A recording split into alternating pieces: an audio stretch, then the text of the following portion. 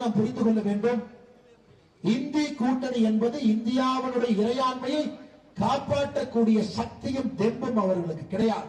ஒரு இந்தியனாக நமக்கு அடையாளம் இருக்கும் பொழுது இந்தி கூட்டணி இந்தியாவுடைய இறையாண்மையை எப்பொழுதும் காப்பாற்றியது கிடையாது.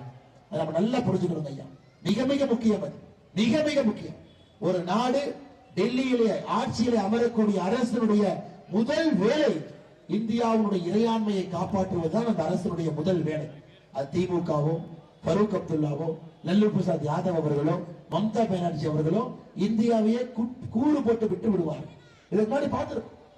ஐந்தாவது ஐயா மிக முக்கியமானது ஐயா, நம்முடைய நாடு, நம்முடைய நாட்டை பொறுத்தவரை அடுத்த 5 ஆண்டுகள் என்பது இது சாதாரணமான 5 ஆண்டுகள் இல்லைங்க. உலக நாடுகளுடைய வரிசையில் இந்தியா வந்துருச்சுங்க ஐயா.